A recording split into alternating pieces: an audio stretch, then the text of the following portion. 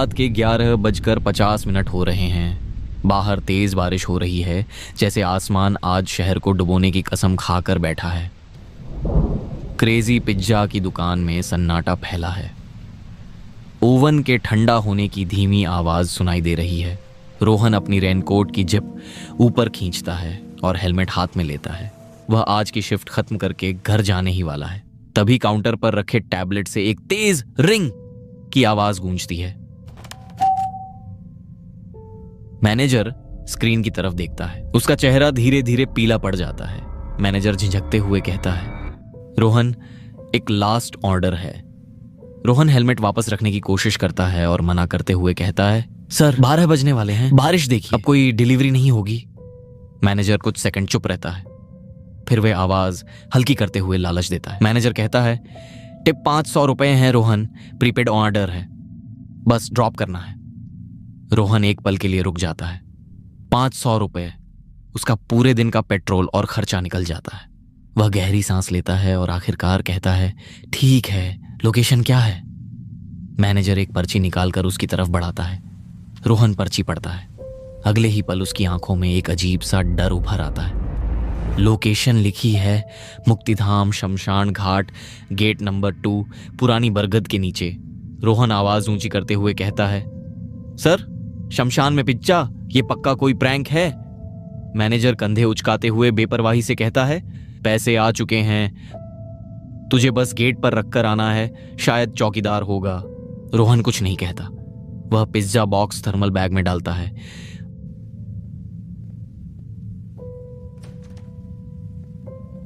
रोहन अपनी bike start करता है। इंजन की आवाज बारिश में डूब जाती है। बारिश की बूंदें हेलमेट के वाइजर पर हथौड़ों की तरह पड़ रही हैं। शहर की सड़कें वीरान हैं। स्ट्रीट लाइट्स धुंधली पीली रोशनी फेंक रही हैं, जिससे सड़कों पर परछाइयां अजीब सी लग रही हैं। रोहन धीरे धीरे शहर से बाहर की तरफ बढ़ता है। जैसे जैसे वह शमशान वाले रास्ते की ओर मुड़ता है, आसपास का सन्नाटा और गहरा होता जाता है। अब इमारतों की जगह झाड़ियां और सुनसान खंडर दिखते हैं। इस रास्ते पर एक भी स्ट्रीट लाइट नहीं है, सिर्फ बाइक की हेडलाइट अंधेरे को चीर रही है। अचानक रोहन को महसूस होता है कि बाइक कुछ भारी हो गई है। उसका दिल जोर से धड़कता है। उसे लगता है जैसे पीछे की सीट पर कोई बैठा है। वह शीशे में देखता है, कुछ नहीं है, सिर्फ काला अंधेरा। रोहन खुद से बड़बड़ाता हुआ कहता है, मुझे ऐसा क्यों लगा कि पीछे कोई बैठा है? शायद बस मेरा वहम ही होगा। रोहन कुछ सेकंड तक शीशे से नजर नहीं हटाता। पीछे की सीट खाली दिख रही है। वह गहरी सांस लेता है और खुद को समझाते हुए कहता है, कुछ नहीं है, दिमाग मुझसे खेल रहा है। वह एक्सीलरेटर थोड़ा और घुमाता है। बाइक आगे बढ़ती है, लेकिन उसका मन अभी भी पीछे अटका रहता है। हवा अचानक ठंडी हो जाती है। बारिश अब हल्की पड़ रही है, लेकिन सन्नाटा और भारी लगने लगता है। रोहन की नज़र घड़ी पर पड़ती है। रात के 12 बज रहे थे। रोहन का डर अब चरम पर था। अनजाने में वह अपनी हिचकिचाती सांस निगल लेता है। दिल की धड़कन तेज, हाथ कांप रहे थे। सामने कुछ दूरी पर एक बड़ा जंग लगा हुआ लोहे का गेट धीरे धीरे उभरता है। गेट के ऊपर टूटा फूटा बोर्ड लटका है, मुक्तिधाम शमशान घाट। गेट आधा खुला है। हवा चलने पर वह चरमराते हुए हिलता है।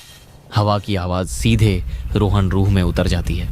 रोहन बाइक धीमी करता है और गेट के सामने रुकता है। चारों तरफ अजीब सी खामोशी है।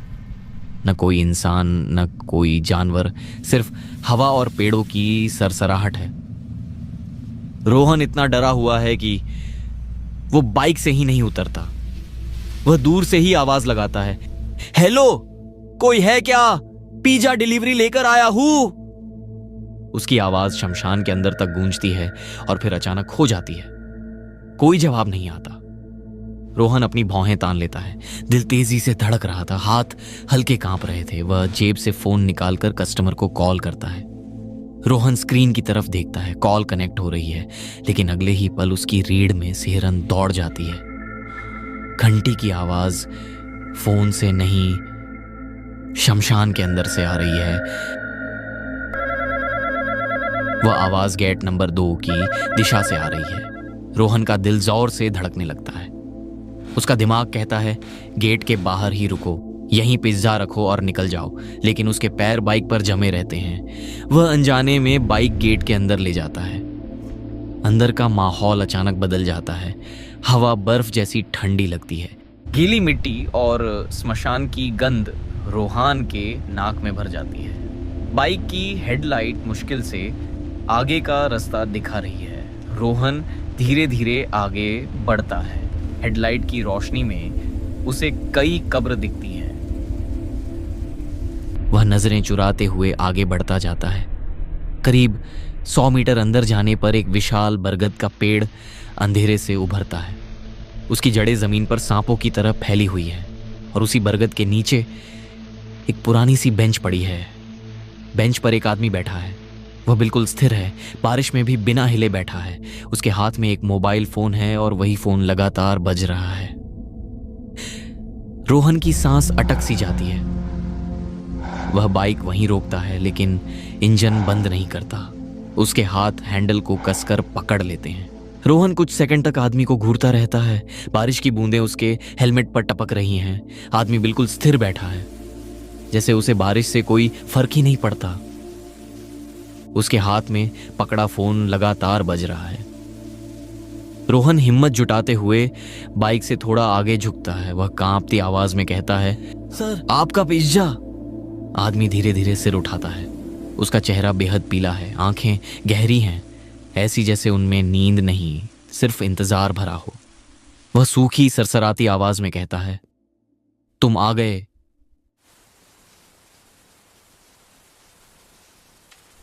रोहन तुरंत थर्मल बैग खोलकर पिज्जा बॉक्स बाहर निकालता है। वह बॉक्स आगे बढ़ाते हुए कहता है, सर आपका ऑर्डर।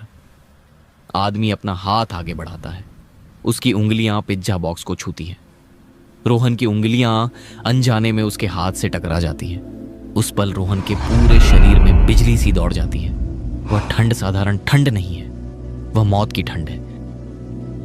आदमी बॉक्स पकड़ते हुए धीमे स्वर में कहता है, रुकोगे नहीं? रोहन कदम पीछे हटाते हुए जल्दी से कहता है, ना नहीं सर, बहुत रात हो गई है, मैं चलता हूं। आदमी बॉक्स खोलता है। पिज्जा की गर्म खुशबू कुछ पलों के लिए शमशान की बदबू को दबा देती है। आदमी एक पिज्जा का स्लाइस उठाता है। वह बिना रोहन की तरफ देखे धीमे से कहता है, आज मेरी सालगिरह है। रोहन निगलते हुए डर के साथ पूछता है, आपकी शादी की सालगिरह है? आदमी के होंठों पर एक फीकी मुस्कान आती है। वह आंखें उठाकर सीधे रोहन को देखते हुए कहता है, नहीं, मरने की सालगिरह है। रोहन का दिमाग एक पल के लिए सुन्न पड़ जाता है। उसका शरीर जैसे जड़ हो जाता है। आदमी पिज्जा का स्लाइस मुंह की तरफ ले जाने की बजाय जमीन पर रख देता है। अगले ही पल वह पिज्जा का स्लाइस सड़ने लगता है। चीज काली पड़ जाती है, ब्रेड पर फफूंद उगाती है। वह ताजा पिज्जा हफ्तों पुराना दिखने लगता है। रोहन की आंखें डर से फैल जाती हैं। आदमी वह सड़ा हुआ टुकड़ा रोहन की तरफ बढ़ाते हुए कहता है, खाओगे? रोहन एक सेकंड भी नहीं सोचता। वह तुरंत बाइक का एक्सीलरेटर पूरा घुमा देता है। बाइक झटके से आगे बढ़ती है। टायर कीचड़ में फिसलता है, लेकिन रोहन किसी तरह संतुलन बना लेता है। पीछे से एक डरावनी आवाज आती है और फिर एक गहरी दर्दनाक रोने की आवाज हवा में गूंजती है। वह आवाज रोहन के कानों में चीरती हुई घुस जाती है। रोहन रूह कांप जाती है। वह बस किसी तरह से गेट की तरफ गाड़ी भगता है। उसने बाइक मेन रोड पर दौड़ाई। तेज हवा उसे होश में लाने की कोशिश कर रही है, लेकिन उसकी आंखों के सामने वही सड़ता हुआ पिज्जा और वह पीला चेहरा घूम रहा है। उसे समझ नहीं आ रहा था कि वह क्या करे। डर के मारे उसका गला सूख चुका था। रोहन बाइक मेन रोड पर दौड़ रहा है। तेज हवा और झमाझम बारिश उसके चेहरे से टकरा रही है। दिल जोर जोर से धड़क रहा है। तभी उसका फोन बजता है। रोहन बाइक रोकता है, हाथ कांपते हुए कॉल उठाता है। हेलो? मैनेजर की आवाज घबराई हुई है। हर शब्द में डर झलक रहा है। कहाँ हो? श्मशान मत जाना। नहीं, जल्दी वापस आओ। और फिर कॉल कट जाती है। रोहन वापस कॉल करता है। फोन बजता है। The number you are trying to call is not reachable.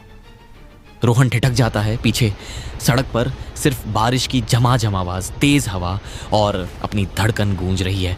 अपने आप से बड़बड़ाते हुए रोहन कहता है, मुझे शॉप पर वापस जाना चाहिए। मैनेजर सर काफी परेशान लग रहे थे। कुछ तो गड़बड़ लग रही है। रोहन ने बाइक मोड़ी और शॉप की तरफ निकला। रात के 1 बज रहा है। बारिश अब थम चुकी है, लेकिन शहर पर एक अजीब सी धुंध छा गई है। रोहन की बाइक दुकान के सामने आकर रुकी। दुकान की लाइट्स जल रही थी। कांच के दरवाजे से अंदर रोशनी दिख रही थी। रोहन ने राहत की सांस ली। चलो, सर अभी भी दुकान पर हैं। वह लड़खड़ाते कदमों से बाइक से उतरा। उसके पैर अभी भी कांप रहे थे। उसने दरवाजा धक्का देकर खोला। सर, मैनेजर सर, कहाँ हो? दुकान के अंदर जानलेवा सन्नाटा था। ओवन बंद हो चुके थे। कोई आवाज नहीं थी। सर, मैं वो डिलीवरी। रोहन की आवाज गले में ही अटक गई। वह धीरे धीरे काउंटर की तरफ बढ़ा। मैनेजर अपनी कुर्सी पर नहीं था। रोहन काउंटर के पीछे झांका और उसका खून वहीं जम गया। मैनेजर जमीन पर पड़ा था। वह काउंटर के नीचे उसी टैबलेट के पास गिरा पड़ा था जिस पर ऑर्डर आया था। रोहन की चीख निकल गई, लेकिन आवाज बाहर नहीं आई। वह घुटनों के बल बैठा। मैनेजर का शरीर अकड़ चुका था। उनकी आंखें फटी की फटी रह गई थीं, जैसे उन्होंने मरने से ठीक पहले दुनिया का सबसे भयानक मंजर देख लिया हो। उनके चेहरे पर दर्द नहीं, सिर्फ और सिर्फ अत्यधिक खौफ था। उनका एक हाथ अभी भी टैबलेट की स्क्रीन पर था। रोहन ने कांपते हुए स्क्रीन की तरफ देखा। टैबलेट अभी भी ऑन था। स्क्रीन पर उस आखिरी ऑर्डर की डिलीवरी कंफर्मेशन दिख रही थी। स्टेटस अपडेट हो चुका था, ऑन ऑर्डर डिलीवर्ड सक्सेसफुली। लेकिन उसके ठीक नीचे कस्टमर का एक नया मैसेज फ्लैश हो रहा था। उस मैसेज को पढ़कर रोहन को लगा कि उसकी अपनी धड़कन रुक जाएगी। मैसेज में लिखा था, खाना स्वादिष्ट था, लेकिन डिलीवरी बॉय बहुत जल्दी में था। चिंता मत करो, मैं टिप देने खुद आ रहा हूं। रोहन ने झटके से अपना सिर उठाया। दुकान के बाहर धुंध में लिपटी सड़क पर कांच के दरवाजे के ठीक उस पार एक काली परछाई खड़ी थी। वह परछाई धीरे धीरे दरवाजे की तरफ बढ़ रही थी। बाहर खड़ी वह काली परछाई अब दुकान के अंदर दाखिल हो चुकी थी। जैसे ही उसने कदम अंदर रखा, पूरे कमरे में गीली मिट्टी और सड़न की बदबू फैल गई। रोहन की सांसें अटक गई थीं। वह काउंटर से पीछे हटते हटते दीवार से जा सटा। उसके हाथ पैर सुन्न पड़ चुके थे और गले से आवाज नहीं निकल रही थी। वह आदमी रोशनी में आया।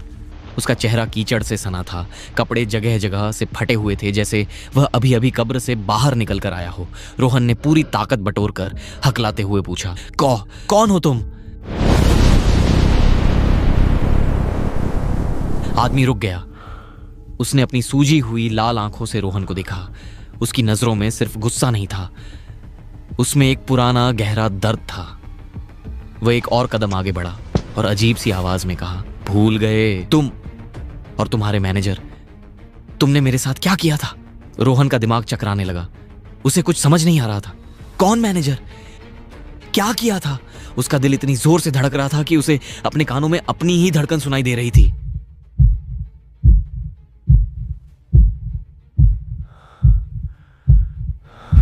आदमी अब रोहन के बिल्कुल करीब आ गया था। इतना करीब कि रोहन को उसकी ठंडी सांसें महसूस हो रही थी। आदमी ने धीरे से कहा, सिर्फ एक पिज्जा की वजह से तुम लोगों ने मुझे दफन कर दिया।